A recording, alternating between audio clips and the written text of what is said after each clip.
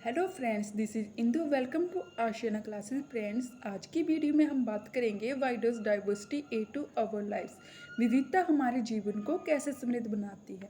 Friends, हमारे देश का नाम क्या है? हमारे देश का नाम भारत है।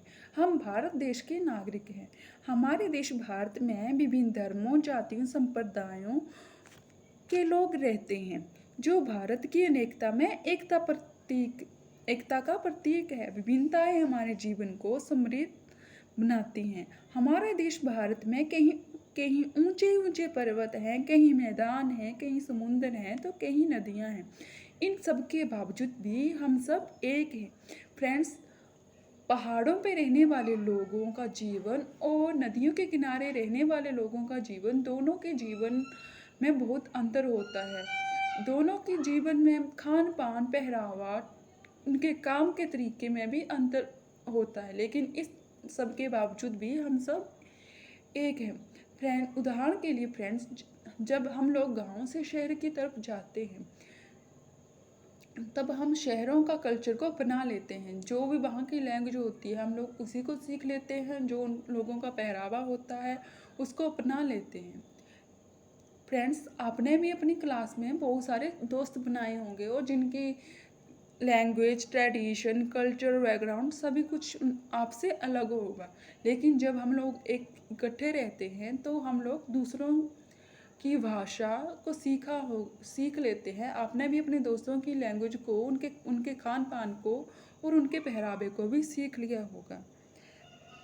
फ्रेंड्स, जैसे कि हम लोग जानते हैं कि अब आप लोग पंजाब में आओगे तो पंजाब के लोगों का आप लोग पंजाब में आओगे तो पंजाब के जो लोगों का खान पान में जो सबसे ज़्यादा फेमस है, वो क्या है?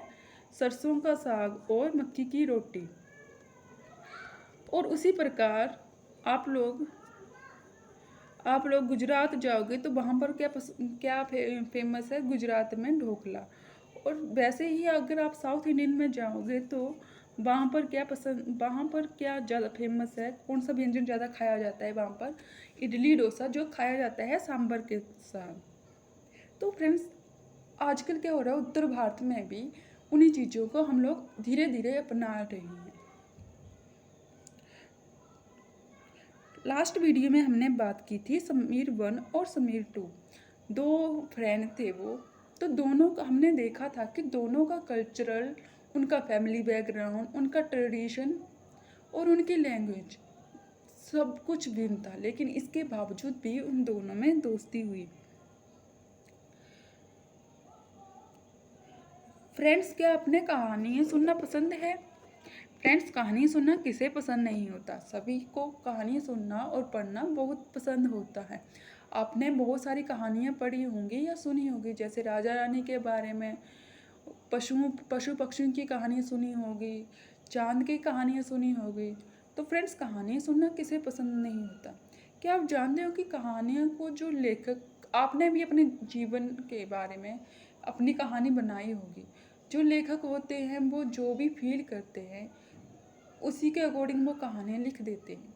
कई बार कुछ लेखक होते हैं, वो जहाँ पर रहते हैं, मान लीजिए कि कोई नदियों में रह रहा है, तो वो किस पर कहानी लिखेंगे? वो लिखेंगे नदी के बारे में, और नदी में जो भी जीव जंतु रहते हैं उनके ऊपर कहानियाँ लिखेंगे। मान लीजिए कि मैं जंगल में रह रही हूँ, तो जंगल में रहकर मैं किस पर कहानी लिखूँगी? पेड़ पौधे के बारे में, पशु पक्षियों के बारे में, और पशुओं की लड़ाइयाँ, उनकी दोस्ती के ऊपर कहानी लिखूँगी। कुछ लेखक लोग जो होते हैं, वो अपने स्कूल की यादगार को तरोताज़ा करने के लिए स्कूली बच्चों की कहानियाँ लिखते हैं। और कुछ लोग ऐसी ही साहसिक कहानियाँ लिखते हैं जिससे हम लोग क्या कुछ सीख सकें। फ्रेंड्स, यदि मैं आपको किसी ऐसे बैकग्राउंड में ले जाऊं जहां पर सिर्फ दो ही प्रकार के आपको कपड़े पहनने का अधिकार हो, जैसे आपको दो ही कलर के आप लोग कपड़े पहन सकते हैं, रेड और वाइट, और आपको खाने में आलू ही दिया जाए, और आपको ऐसा कहा जाए कि आप पशु और पक्षियों में भी सिर्फ दो ही को पाल सकते हैं, हिरण और बिल्ली को। तो आप सोचो जरा कि आप लोग कहानियाँ कैसे लिखोगे?